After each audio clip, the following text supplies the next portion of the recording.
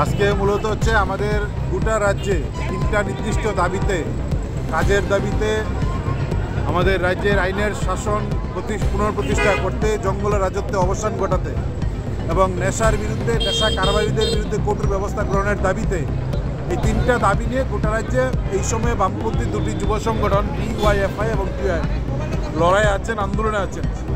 তাকে কেন্দ্র করে আজকে থেকে গোটা রাজ্যে পদযাত্রা শুরু হচ্ছে।